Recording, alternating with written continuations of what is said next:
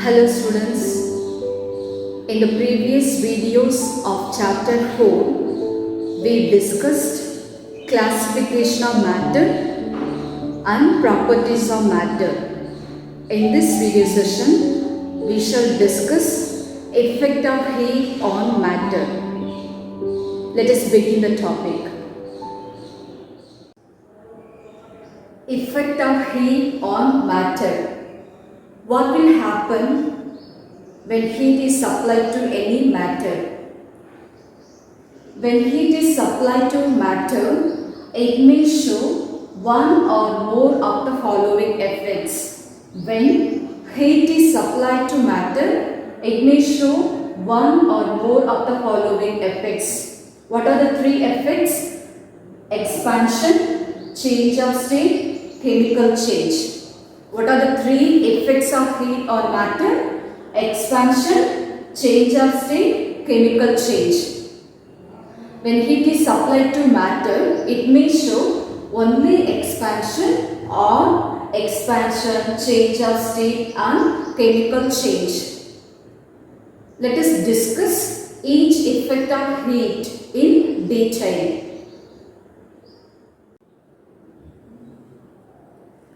Now let us learn the first effect of heat on matter, that is expansion. The size of substances increase on being heated. The size of substances increase on being heated. The increase in the size of your body due to heating is called thermal expansion. The increase in the size of your body due to heating is called thermal expansion. Thermal expansion takes place in all the three states of matter. What are the three states of matter? Solids, liquids and gases. Thermal expansion takes place in all the three states of matter, that are solids, liquids and gases. Different substances have different rates of expansion for the same rise in temperature. For example, take an iron rod and copper rod of same length. When they are heated to the same rise in temperature, copper rod expands more than iron rod. It clearly shows that different substances have different rates of expansion for the same rise in temperature. Let us discuss three experiments to show that solids, liquids and gases expand on heating. Let us begin with the experiment about expansion of solids. The purpose of this experiment is to demonstrate expansion in solids. This experiment is known as Gravesand's ring and ball experiment. We have an iron stand with a ring. A ball is hung as shown in the figure. Allow the ball to pass through the ring. It moves freely. Now hit the ball and allow it to pass through the ring. It doesn't move. It is because the ball expands on heating. Now cool the ball for some time and allow it again to pass through the ring. Now it moves freely. From this we understood that when the ball is heated, it does not pass through the ring. This is because the ball expands on heating, which prevents it from passing through the ring. When the ball is cooled, it regains its original size and easily passes through the ring.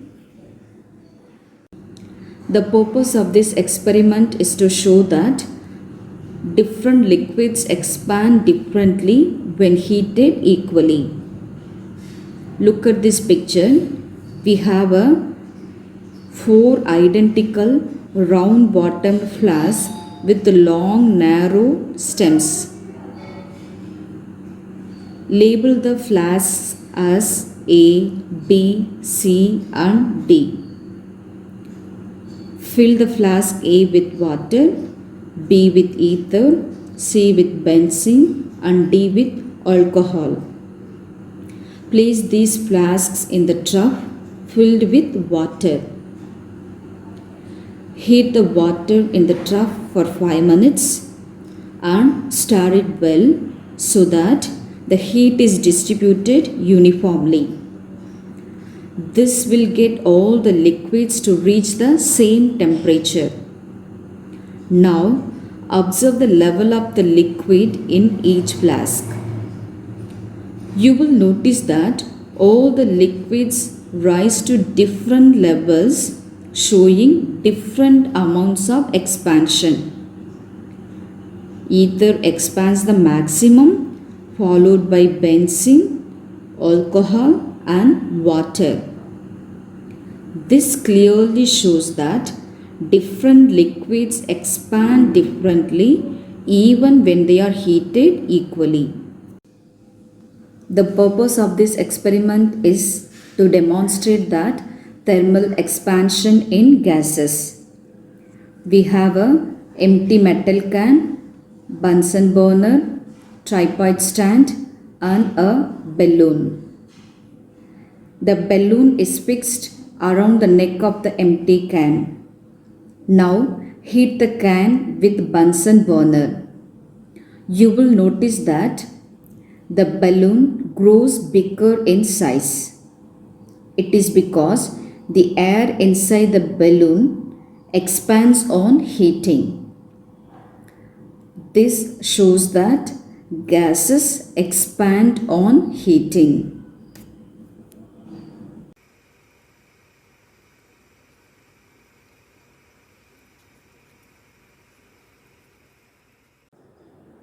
Now we shall discuss about the second effect of heat on matter, that is change in state.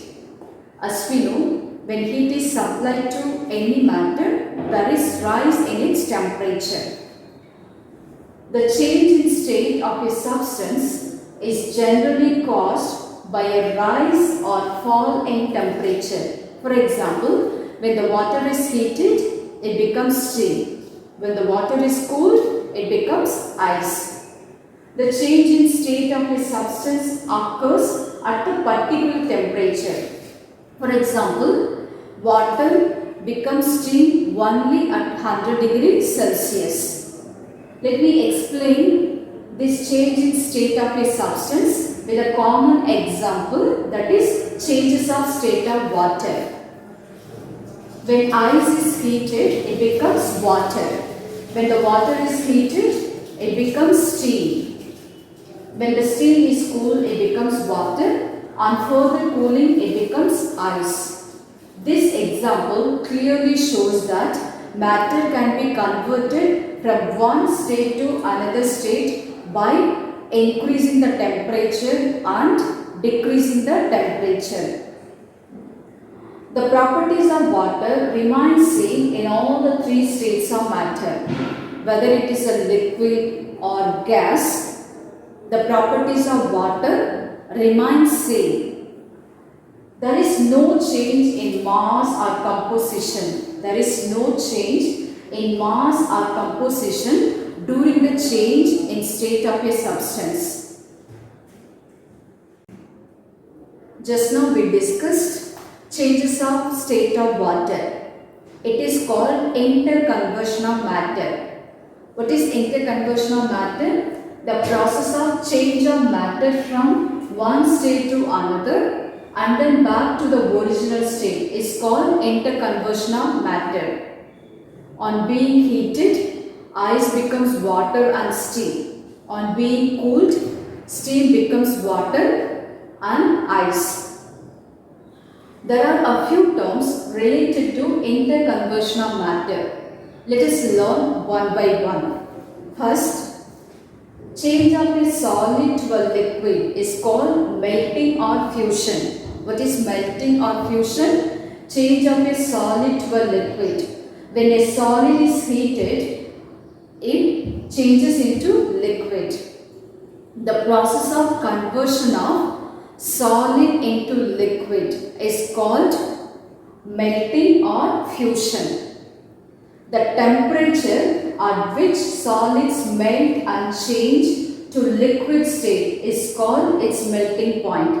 For example, 0 degree Celsius is the melting point of ice.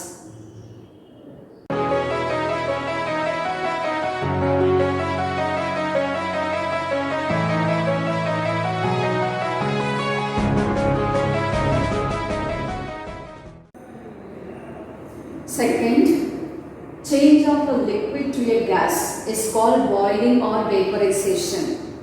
When a liquid is heated to a particular temperature, it changes into gaseous state.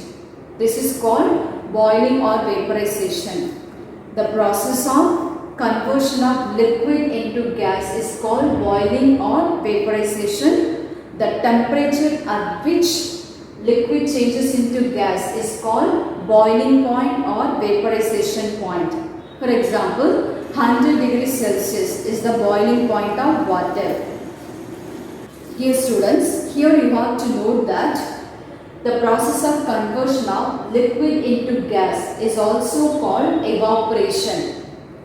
But evaporation takes place at any temperature below its boiling point. Though vaporization and evaporation are the process of conversion of liquid into gas, they are different in many ways. Now let us discuss the differences between vaporization and evaporation. Differences between boiling and evaporation. Boiling occurs at a particular temperature. This temperature is known as boiling point of the liquid.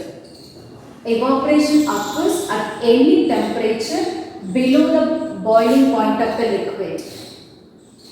Boiling occurs throughout the bulk of the liquid.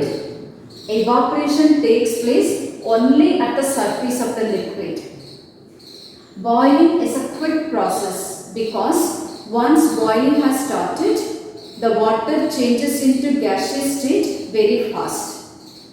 Evaporation is a slow process because it takes time to change water into water vapor. Therefore, it is a slow process.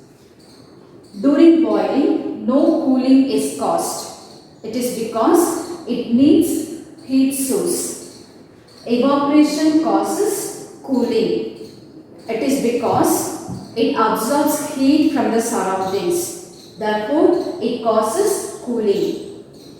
Boiling occurs only when it is heated. Evaporation occurs on its own. These are the differences between boiling and evaporation.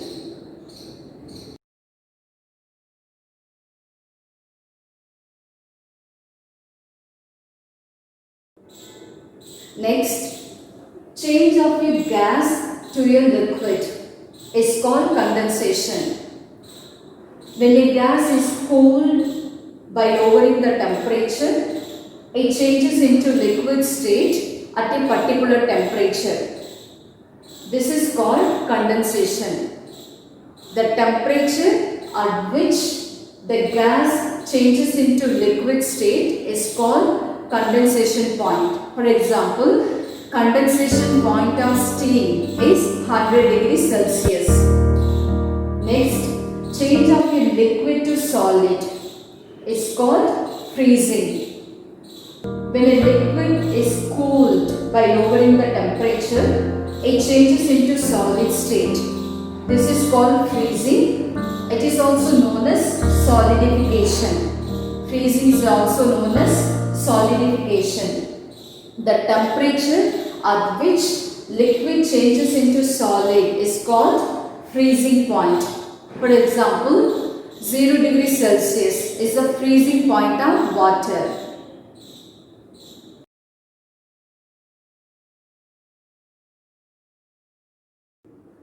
Next, change of a solid to a gas is known as sublimation.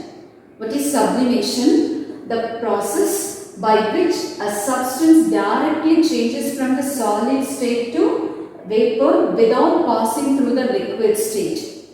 When a solid is heated, it directly changes into vapor state without passing through the liquid state.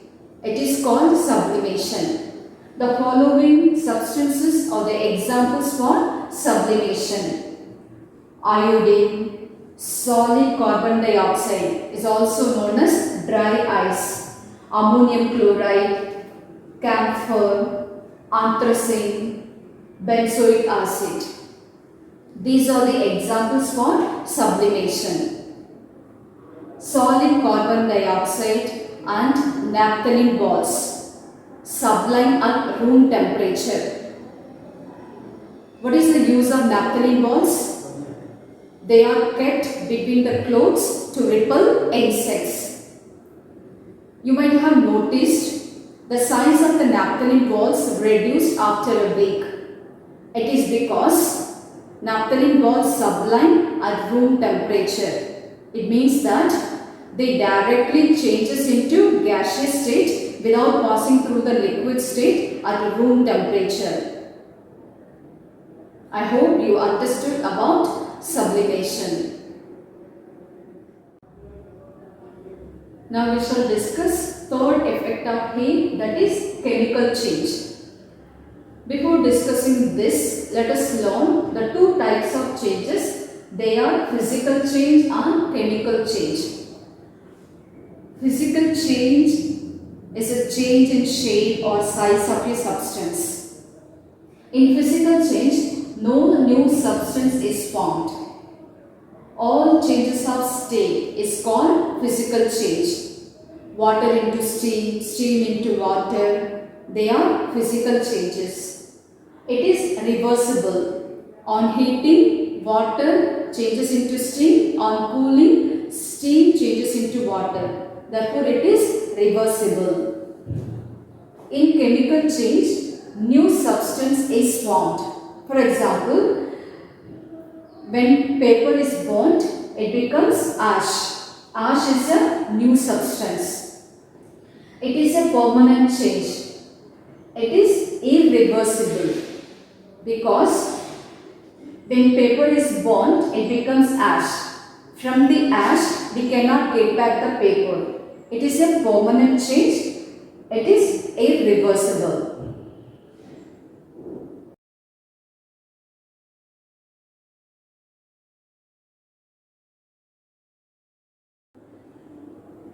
Chemical change. What is chemical change?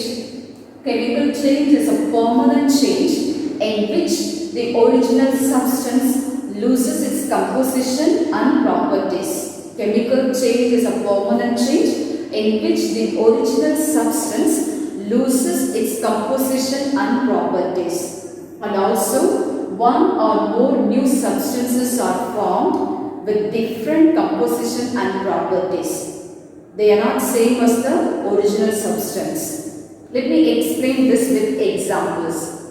First example, burning of candle. When the candle is burnt, it produces carbon dioxide and water vapor. Some of the wax undergoes combustion. When the candle is burnt, some of the wax undergoes combustion and also it produces carbon dioxide and water vapor. They are new substances. Therefore, burning candle is a chemical change. Next example, cooking food. As we know, heat energy is required to cook the food. The composition and properties of raw vegetables change due to heat and new substances are formed. It means that the raw vegetables are cooked. It is not possible to get back the raw vegetables from the cooked food. It is not possible to get the raw vegetables from the cooked food. Therefore, cooking food is a chemical change. Next example, burning of wood. When the wood is burned in air, it forms carbon dioxide, water vapor along with the ash and smoke. Heat and light are also evolved. When the wood is burned in air, it produces carbon dioxide, water vapor along with the ash and smoke. heat and light are also evolved. The molecules of wood and oxygen undergo changes to form the molecules of these new substances.